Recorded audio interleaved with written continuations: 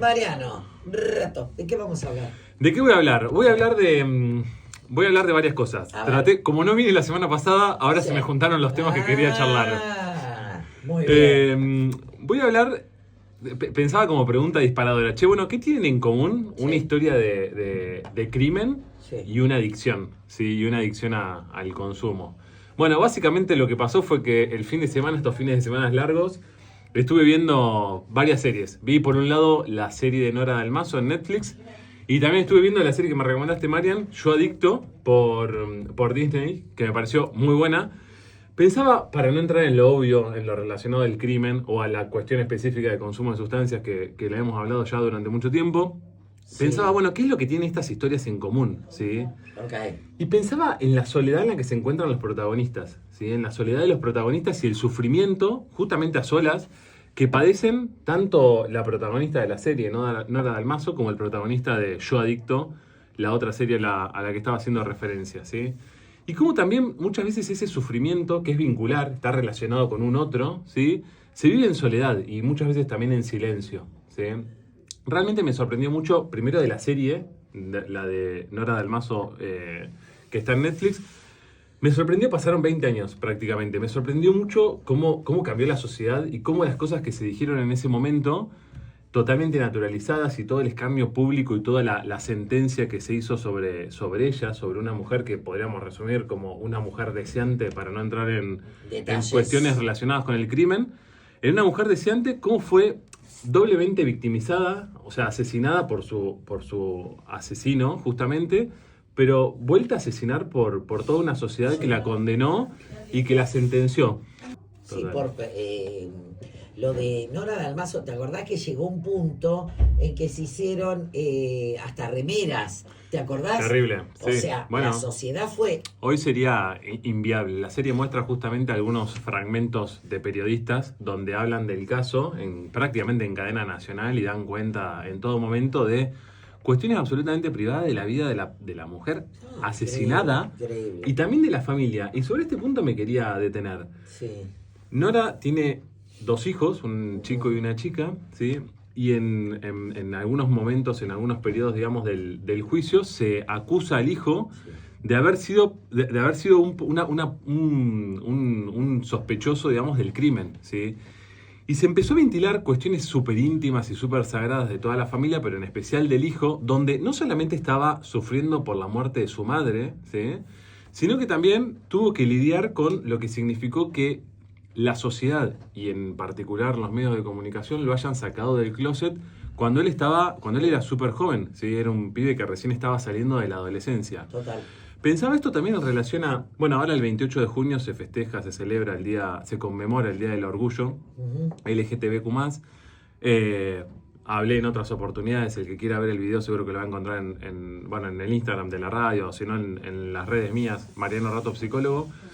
Hablé mucho sobre la cuestión relacionada con las minorías sexuales, etcétera, pero pensaba, ¿cuál fue el impacto que tuvo este pibe? ¿Sí? Un pibe que acababa de perder a su madre y que estaba haciendo ventilada su intimidad, incluso sin que él todavía esté preparado para poder contarlo en los medios de comunicación, ¿no? Lo terrible de esa situación me parece que amerita justamente que nos detengamos acá y que podamos hacer un poco de análisis. Yo muchas veces hablé sobre un estrés muy particular y muy puntual que tiene que ver con un estrés que sufren las minorías, ¿sí? Que sufren las minorías. ¿Qué pasó? No me escuché.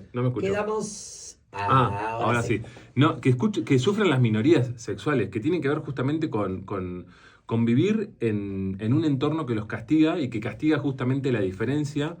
Y muchas veces ese castigo, ¿sí? O esa discriminación se termina internalizando, ¿no? Y es un estrés muy particular y muy específico que sufren estas personas, que es un estrés estructural, podemos pensarlo, lo acompañan a estas personas a lo largo de la vida.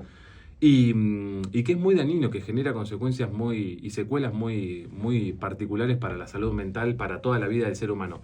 Trato de pensar un poco eso, ¿no? Cómo este pibe fue empujado a salir del closet, cómo fue empujado a que tenga que contar algunos aspectos de su sexualidad mientras estaba siendo velada su madre, ¿no? Y pienso muchas veces en la violencia en la que se enfrentan estos grupos, estas personas, también por ser empujadas a contar algunos aspectos de su vida privada y sobre todo de su sexualidad. Todo esto en vísperas del 28 de junio que se celebra por unos incidentes que hubo en Nueva York hace muchos años, etc. El Día Internacional de la conmemoración, del recuerdo, de la lucha por bueno, LGTBQ+, etc. ¿sí? Pensaba un poco eso en relación a esta serie y también trataba de relacionarlo con este sufrimiento del protagonista de la otra serie, ¿no? De Yo Adicto, que tal vez sí ahí entro como en un terreno a lo mejor un poco más conocido y más familiar para mí, porque tiene que ver un poco con lo que con lo que me dedico y mi contacto más directo, digamos, a nivel laboral, con lo que trabajo. No quiero spoilear la serie, pero hay como 2 puntos que son súper importantes. La serie cuenta básicamente cómo un relacionista público, ¿sí? de súper exitoso de España decide internarse. ¿sí? Decide internarse por una problemática de consumo de sustancias, puntualmente por una problemática de consumo de cocaína. Hay 2 escenas que son sagradas. Una escena tiene que ver con él ya internado, ¿sí? Él ya internado participa de un grupo de autoayuda que está dentro de la internación y llega tarde, ¿sí? Llega tarde al grupo y lo expulsan del grupo por haber llegado tarde. Y él tiene como una especie de berrinche y una especie de bronca y de ira desatada por esa secuencia que bueno, nada, que lo lleva, digamos, a repetir un patrón que viene repitiendo, valga la redundancia, a lo largo de la vida. Cuando él se frustra, cuando él se encuentra con una herida narcisística, podríamos pensar. Y lo loco de esa secuencia es que la estrategia fue armada por el equipo terapéutico, ¿no? Muchas veces las cosas que uno hace en temas relacionados con las estrategias, con los tratamientos específicos por consumo de sustancias, no son del todo comprendidos tanto por los pacientes como por las familias, como por los familiares. Hay un punto que quería hablar hoy que tiene que ver un poco con la codependencia, que en esta serie se ve de forma sagrada, ¿sí? Muchas veces uno medio como que va a ciegas, no termina de entender, a veces, bueno, hay que hacer un poco de mea culpa y hablar de que los tratamientos o que los profesionales que llevan a cabo los tratamientos no pueden explicarlo con mucha claridad, pero esta escena refleja con mucha precisión justamente esto, que muchas veces los tratamientos de internación, pero también los tratamientos ambulatorios, generan condiciones adrede, generan condiciones artificiales justamente para que la persona que está en tratamiento, pero también la familia, se encuentre con complejidades a resolver, ¿sí? O se encuentre con ciertos patrones con los que tiene que enfrentar y con los que se tiene que dar cuenta relacionados con la enfermedad. Esto está muy reflejado, muy bien explicado en esta escena que hago mención, ¿sí? Cuando el protagonista es expulsado del grupo de autoayuda al que pertenecía, ¿sí? Y al mismo tiempo, y hablo un poco de la codependencia, ¿vieron? La codependencia sería algo así como los familiares o el círculo de pertenencia de la persona que consume, que no consume específicamente la sustancia, pero que también es adicto de alguna manera, ¿sí? La codependencia se ve mucho en los trastornos por consumo de sustancias y en esta serie en particular se ve mucho en la relación que este pibe, que el protagonista tiene con su madre. Una madre muy bondadosa, una madre muy buena, muy preocupada por la integridad, por la salud, por el futuro de sus hijos, en especial por este hijo que está internado, pero también una madre que sobreprotege, una madre que no da ninguna posibilidad a que nada negativo suceda, ¿sí? Una madre que salva de situaciones que son terriblemente engorrosas, ¿sí? Una madre que no debería ir al cajero. La escena del cajero, cuando las que lo vieron seguramente saben a lo que estamos haciendo mención y los que no se van a dar cuenta cuando la vean, es muy explícita respecto de esta cuestión de la codependencia, de cómo muchas veces la familia, bueno, recién hablaba de no entender los tratamientos, de no entender las estrategias que tienen los terapeutas o los psiquiatras en los tratamientos ambulatorios, en los tratamientos de internación, y dicen, che, pero ¿cómo puede ser que le estén haciendo esto a mi hijo? ¿Cómo puede ser que mi hijo esté pasando por esto? Cuando en realidad es una estrategia justamente para poder sanar, para que la persona pueda avanzar de alguna manera en el padecimiento que está teniendo y en poder lidiar con la enfermedad, ¿sí? Bueno, la codependencia en esta serie puntual está como muy bien explicada y muy bien explicitada con el vínculo que el protagonista tiene con la madre, pero esto pasa también con las parejas, ¿sí? Parejas que sostienen, que protegen, padres, hijos que sostienen, que protegen, que hacen que la cosa no cambie, ¿sí? Que ocupan un lugar determinado para que nada cambie, para que no haya lugar justamente algo diferente relacionado con el repertorio que tiene la persona que consume específicamente. Por eso muchas veces se habla de codependencia y de adictos que no consumen, ¿sí? Pero que están ahí favoreciendo de alguna manera la posibilidad de que la persona que está en una situación problemática no pueda generar algo diferente, ¿sí? No pueda cambiar de cierto Ok. modo, ¿sí? Me pareció súper interesante porque, bueno, en la clínica de los consumos problemáticos esto se ve muchísimo, ¿sí? Y me pareció también interesante porque, de nuevo, hay algo también de la serie que habla recién hablaba al principio cuando lo relacionaba con lo de la serie, con lo que le pasó al hijo de Nora Dalmazo y el sufrimiento que tuvo como consecuencia de haber sido empujado del closet, ¿sí? Expuesta a su intimidad al escarnio público.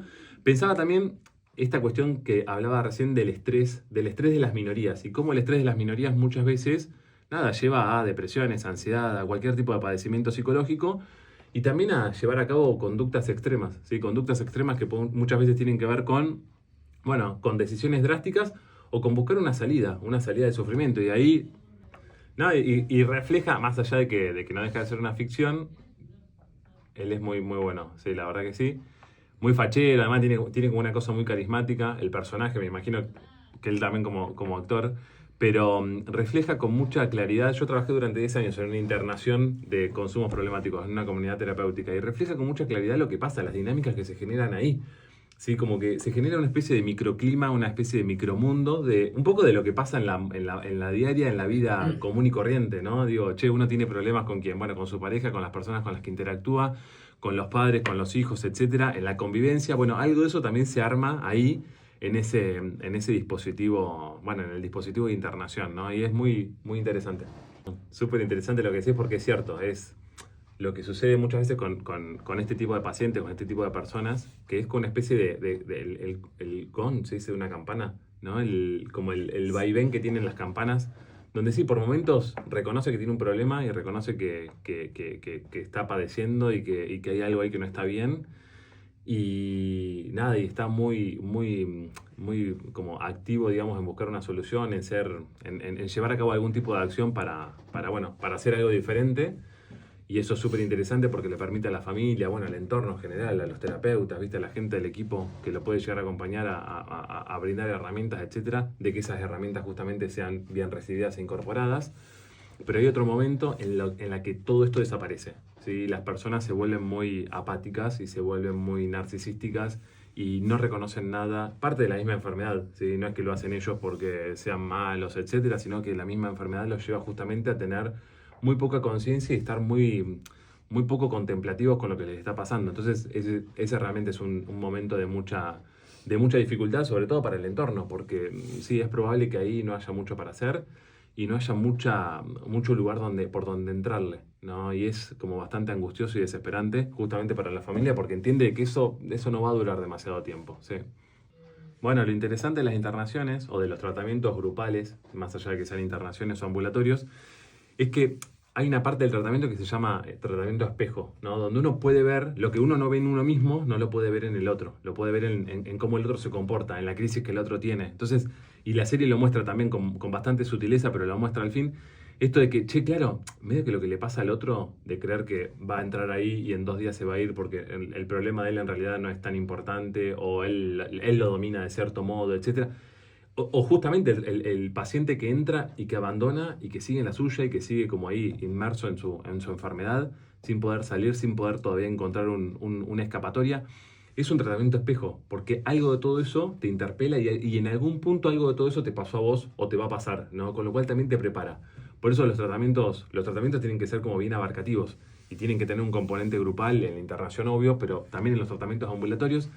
Porque si no hay algo ahí que se pierde. Si uno tiene un problema por consumo de sustancias y va al psiquiatra y va al psicólogo y no mucho más, hay algo ahí que sí, que no se termina de trabajar, por lo menos no desde todos los ángulos. No quiere decir igual que no se puedan hacer unos buenos tratamientos. Pero el tratamiento grupal, bueno, el éxito de Narcóticos Anónimos, de Alcohólicos Anónimos tiene que ver con eso, en parte, con poder identificar y con poder reconocer en el otro, ¿sí? Bueno, las cosas que nos pasan a nosotros, a uno mismo. Ahora, el famoso dicho ese, yo quiero salir de esto, pero no puedo. Porque la mayoría es esa, yo quiero, Total, obvio. pero no puedo. Funciona de esa manera, sí. Es el primer paso para reconocer y para avanzar hacia una solución posible, ¿sí? Tiene que ver con reconocer que uno no puede y que uno es insuficiente y que uno es muy débil frente a la enfermedad. Es hasta incluso el primer paso de Alcohólicos Anónimos. Por eso, esta frase uno la ve negativa, pero es positiva. Totalmente O sea, positiva. reconocer el no poder. Es reconocer que uno necesita ayuda. Total. Y que esa ayuda tiene que venir desde afuera. Sí, totalmente. Es así. Ok. Totalmente. Es reconocerse débil frente a la enfermedad, dice Claro. Alcohólicos Anónimos. Me parece una frase sagrada. Y mirá. entender que hay alguien superior, quien sea, un terapeuta, un Sí, psiquiatra, sí. un compañero o un Dios, al que le recen, cada uno, ¿sí? Claro. O la naturaleza, pero que hay alguien superior a nosotros, eso te deja como una cosa muy interesante respecto del narcisismo y del egocentrismo que tienen muchas veces las personas que consumen. Hay alguien superior, hay alguien que está por encima mío, y ese alguien que está por encima mío podría llegar a ayudarme de alguna manera. Ok. Súper interesante. Sí. Bien. Bueno, Che, bueno, hablé un poco de codependencia, ¿no? Y hablo un poco también de esto de cuando las familias no terminan de entender el porqué de algunos aspectos de los tratamientos, pero sobre todo de cuando las familias, parejas, hijos, madres, padres, hermanos, amigos, son funcionales a la enfermedad de cierto modo, ¿sí? Y facilitan de alguna manera que la cosa no cambie, ¿sí? Y pienso que, bueno, que a veces para poder ayudar al otro y para que el otro haga algo diferente, uno tiene que correrse, ¿sí? Porque si uno no se corre, el otro no se puede caer, y si el otro no se puede caer, nunca va a tener la posibilidad de levantarse. Y eso me parece que es algo que uno se lo tiene que grabar, ¿no? A veces el otro tiene que caerse